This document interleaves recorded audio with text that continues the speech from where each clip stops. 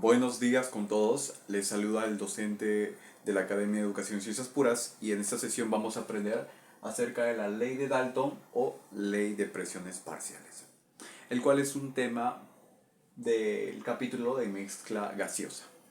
¿De acuerdo? Muy bien, entonces vamos a entender esta ley y vamos a hacer su demostración matemática. ¿Qué me dice la ley de Dalton? Primeramente, la ley de Dalton me dice que con temperatura y volumen constante, menciona que la presión total de una mezcla gaseosa va a ser igual a la suma de las presiones de cada gas, ¿no?, individual componente. Es decir, en una mezcla gaseosa hay una presión que ejerce, ¿no?, esta mezcla de gas sobre el recipiente. Y esa presión total yo lo voy a poder igualar a esa suma de presiones parciales que ejerce cada gas individualmente, ¿sí?, sobre el recipiente. En términos matemáticos estamos diciendo que la presión total de una mezcla gaseosa es igual a la suma desde I igual a 1 hasta N de P sub I, las presiones parciales, ¿sí?, con volumen y temperatura constante. Es importante. Para que se cumpla esto tenemos que tener en cuenta el volumen y la temperatura y tiene que ser constante. ¿Qué significa que sea constante, profesor? Significa que el volumen y la temperatura no varían, ¿sí? Eso es lo que quiere decir. No va a cambiar, se mantienen fijos. A esta. Podríamos decir que esta es la hipótesis. Con mi hipótesis llego a mi conclusión. Vamos a hacer la demostración, ¿sí?, partiendo del número de moles. Muy bien, entonces aquí vamos a utilizar un caso, ¿sí?, particular. Tenemos dos gases, ¿sí?, el gas nitrógeno y el oxígeno.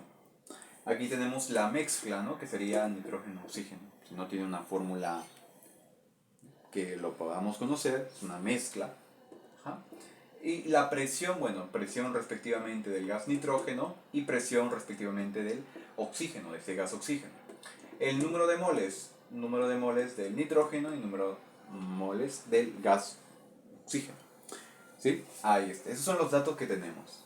El volumen y la temperatura vamos a asumir lo que son constantes. Es mi hipótesis, son mis premisas. Bien, ahora voy a recordar algo muy importante, jóvenes. ¿Cuál es? Debemos recordar que el número de moles, total de moles de la mezcla, ¿no?, gaseosa, de esta solución gaseosa, también se le conoce así, va a ser igual ¿a quién?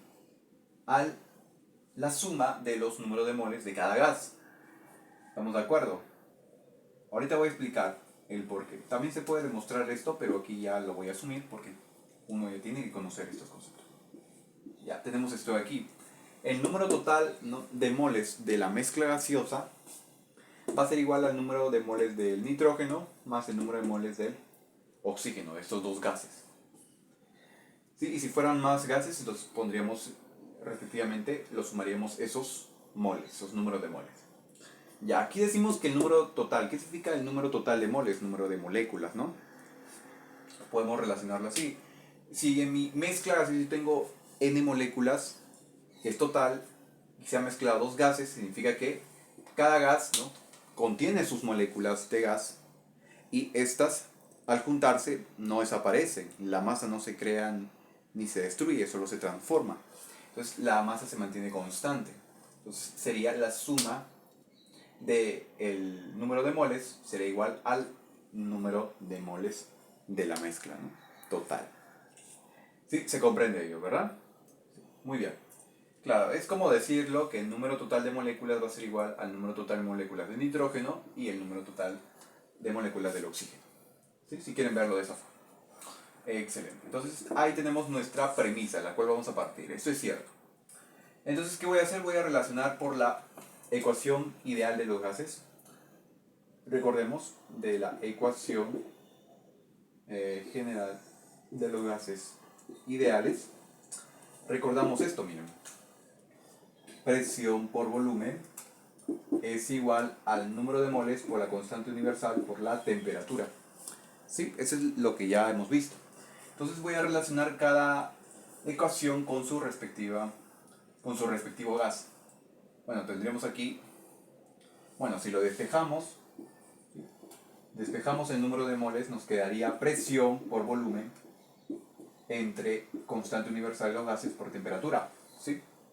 Entonces voy a hacer el cambio. Aquí tendría presión, pero la presión total, aquí tendríamos el volumen sobre la constante universal, es un número, y la temperatura. Ahí tenemos para el número de moles de la mezcla gaseosa. Ahora aquí tenemos estos dos, tendría presión del nitrógeno, tendríamos el volumen del nitrógeno, pero sabemos que el volumen es constante, entonces no cambia. La constante universal es una constante y la temperatura también es constante, por hipótesis. Más, ¿sí? ¿Está bien? Por aquí, a ver, tendríamos presión del oxígeno por el volumen, que es constante también, es igual, es fijo. Tenemos la constante universal de los gases ideales y la temperatura también es constante. Bueno, ¿qué podemos hacer? Miren, se cancela esto, se cancela esto, se cancela esto, y el volumen también se cancela, ¿estamos de acuerdo? Es puro álgebra. Tendríamos presión entonces total, va a ser igual a presión del gas nitrógeno que ejerce el gas nitrógeno y la presión que ejerce el oxígeno. Y miren que hemos encontrado aquí que la presión total de la mezcla gaseosa va a ser igual a la suma de cada presión que ejerce, ¿no?, cada gas respectivo en dicho recipiente. Y esto es lo que se le conoce como la ley de Dalton o ley de presiones parciales. Bueno, aquí lo hemos hecho para un caso particular, pero lo podemos generalizar, ¿no? Generalizando tendríamos para n gases componentes,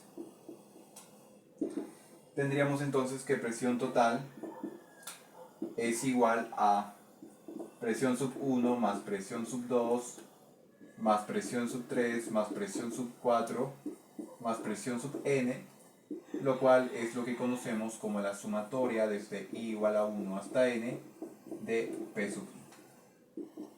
O sea, lo que tenemos aquí, ¿sí? Eso es lo que es la generalización.